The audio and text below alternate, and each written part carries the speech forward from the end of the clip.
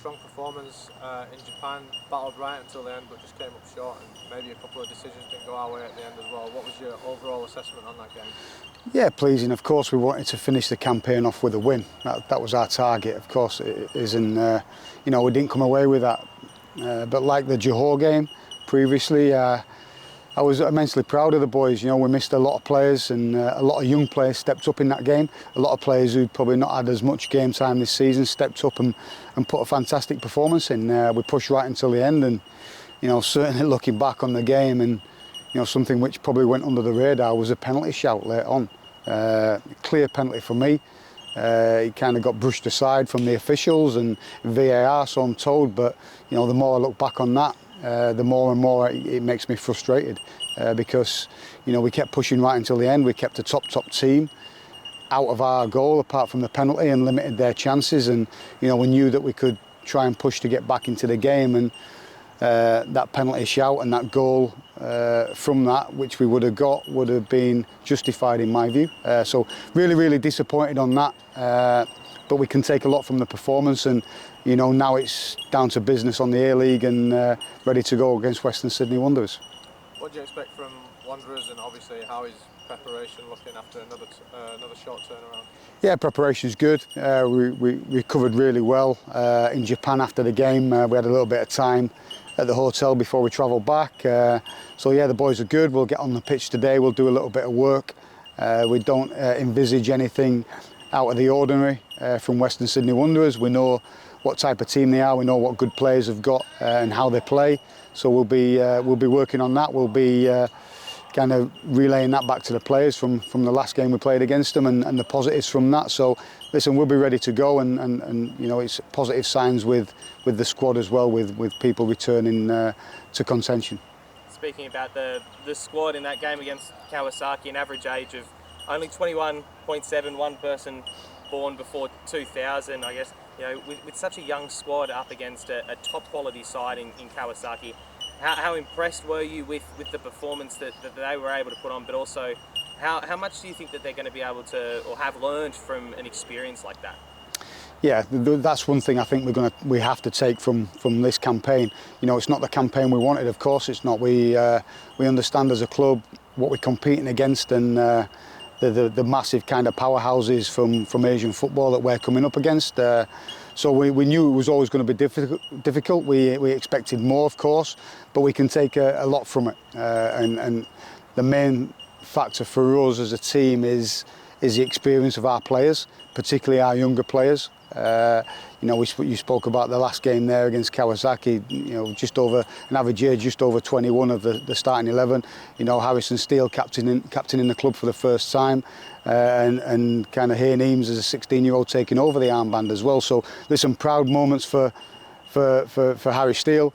Coastie boy, and quite rightly and quite deservedly so got the armband to lead the team out. And listen, we're pleased with what we've got from the competition as respect to experience for the players, and that will stand them in good stead for the future going forward, I'm sure, and for these nine games coming up in the A-League. So yeah, listen, that's what we're about: growing young players, giving them exposure, and them learning from that and developing. Just on the captaincy, Jacko, what kind of swayed your decision to give Steely the armband, and then also Hayne as well to take it over for the last 20 minutes?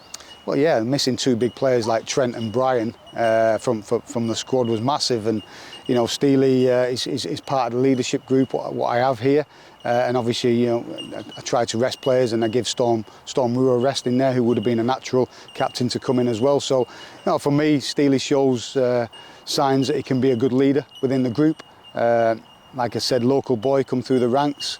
That doesn't give you any given right to take the armband. It's what you do and what you do off the pitch and on the pitch. So he quite rightly earned that, and it's a great occasion for him to lead the team out. Exactly the same with Hayne when he took over the armband when Steely came off towards the end of the game. It wasn't a gesture from my point of view. It was earned. Hayne is not only a good prospect, but a player who's performing exceptionally well at the minute and standing out within the team. And it's not always, for me, leadership is not always about who who shouts the loudest, who talks the most. It's about leading by example. And you know, Hayne is a player who does that. You know, along with Steely as well, who led the team out. Obviously, we were a young team right across the park, but especially in defence, you've got Diesel and Paulie as the two centre backs, Moragas and Sash as well. How impressed were you with them to be able to hold out a top team like Kawasaki for long periods of that game and really not give them many chances at all? Yeah, looking back on the game as well, you know, we were really pleased with how the back line worked, and I have to include Adam Pavlicic in that as well. He's part of that back four and a player who came in and has taken an opportunity to get a starting spot.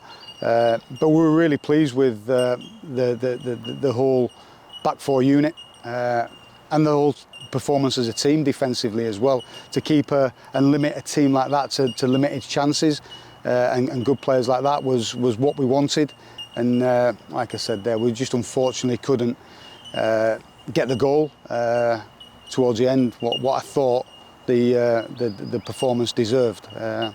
Listen, it's ultimately about winning. Of course it is. It's about winning, and we're disappointed not to have won in that competition. Let's not get away from that. But we understand where we are, and we understand what we've taken from this competition and what we can use to finish off the A-League season in a real positive manner. Alfie back for some minutes in that game after being out for about a month, and then I guess can you speak to me a little bit about sort of Alfie coming back, but also how we're sort of sitting with players like Docker and Trent who did miss out on that trip after picking up injuries against Johor? Yeah, like I said, we missed big players for that trip, but I'm hoping them players will be back for Western Sydney Wanderers. They've worked really well since whilst we were away. We had a kind of non-travelling group working there on specific things as regards to their rehab or what they needed to keep them in top shape for us. We'll all get on the pitch today. Nobody will be missing out, so I'll have a fully fit squad to pick from, apart from Bradley Tapp and Ryan Edmondson, who goes in for surgery today. And obviously this is a huge game against Western Sydney, especially we're coming into the pointy end of the season. How good is it to have, you know, a big game like this in front of, you know, at home in front of a passionate Mariners crowd? Yeah, it's a game we're really looking forward to. We know that it's a time we need to step up now.